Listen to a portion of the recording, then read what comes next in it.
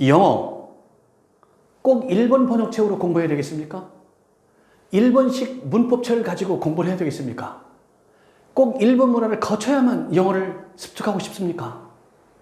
일본 문화가 아니면 영어를 배울 수 없단 말입니까? 고민하십시오. 생각하십시오.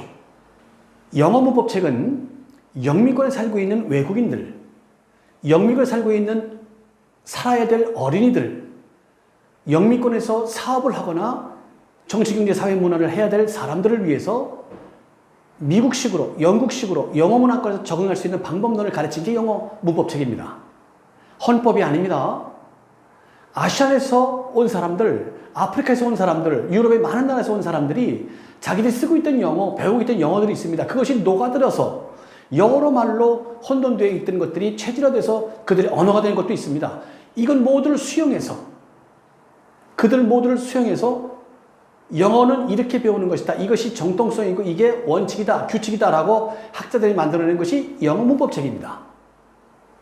헌법이 아닙니다.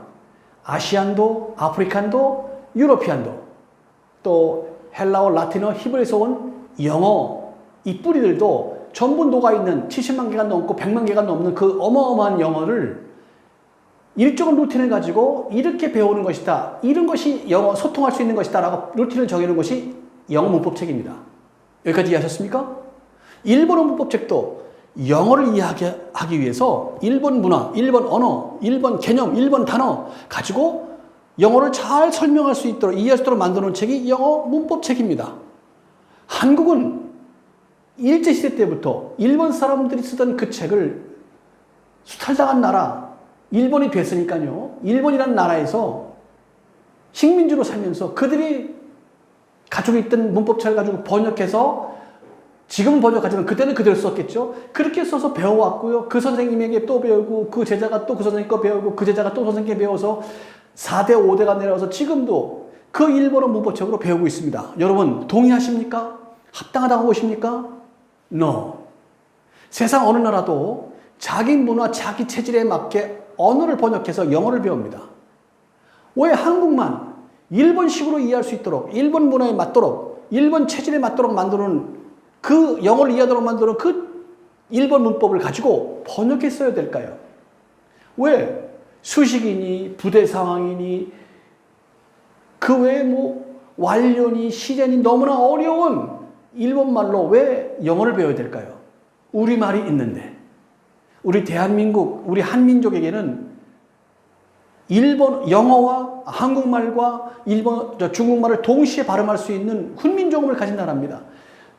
언어는 있었지만 문자가 없던 우리 민족에게 한문으로 그동안 썼던 것인데 한문과 우리말이 소통이 되지 않는 것을 불쌍히 여겨서 서로 사마띠 아니하기 때문에 서로 소통이 안 되기 때문에 28자를 맹가노니 이 28자를 만들어가지고 한국말 발음을 중국말 발음 한국말로 소통할 수 있도록 만들어놓은 이 어마어마한 글이 바로 훈민정음 아닙니까? 없어진 4글자를 살리면 말이 됩니다. 그것을 개발하고 만들어서 책자를 만들고 세계적 히트를 친 사람이 있는데 문모라는 분인데 제가 친하게 지내고 있습니다. 지금도 자주 만납니다. 자, 한글로 영어를 이해하면 안 될까요? 한국 문화로, 한국 단어로, 한국 개념으로 영어를 이해하면 안 될까요? 언어학자들이 할 수 있는 분야였다면 했을 것인데 언어학자들이 할 수가 없었어요. 그리고 그 한계를 넘을 수가 없었어요.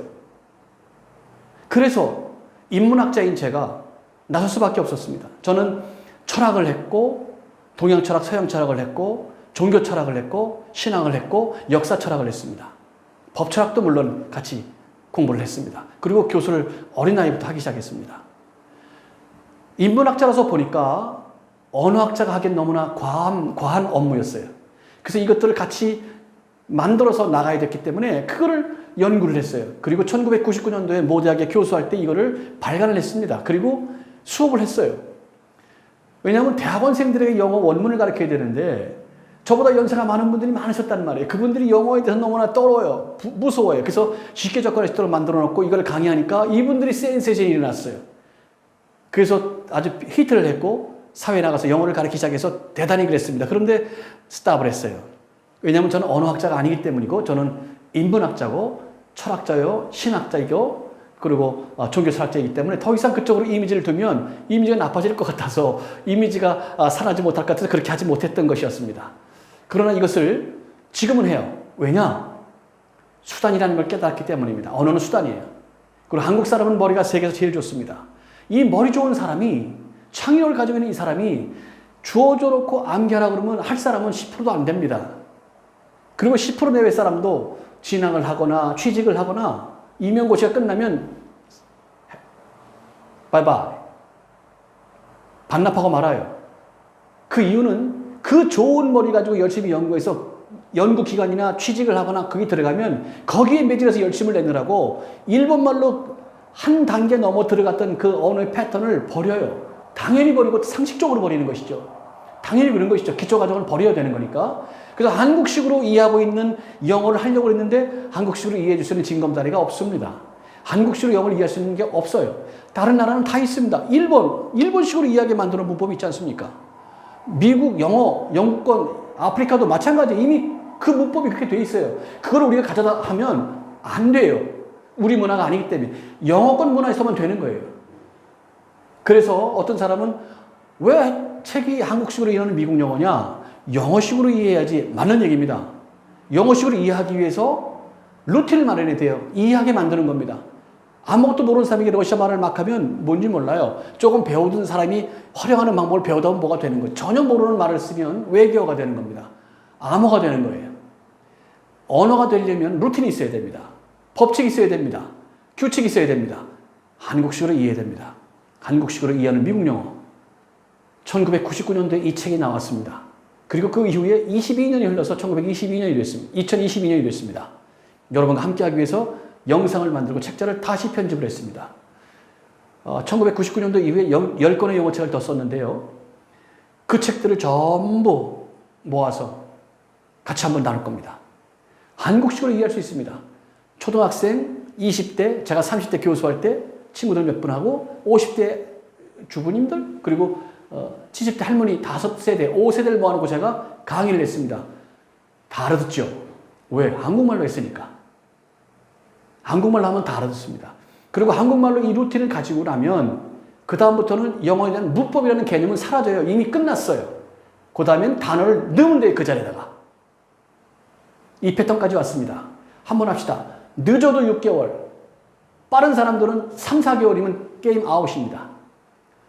1권 문법으로 정리할 것이고 2권 어휘, 그 다음에 미국식 영어 접해 가서 이것들을 배워서 많으면 1년, 짧으면 몇 개월 내에 영어에 대한 루틴과 패턴을 알도록 해서 여기다 옷을 입혀 여러분의 언어가 되게 하고 정신이 되게 하고 여러분의 사상이 되게 할 것입니다. 함께 합시다. 여러분을 돕겠습니다. 그렇게 되면 여러분의 계획을 지금 당장 바꿔 써도 됩니다. 상상하기 어려웠던 꿈들을 지금 다시 계획해도 됩니다. 보장하겠습니다. 함께 합시다. 한국식으로 이해하는 미국 영어. 감사합니다. Bye bye. Bless you.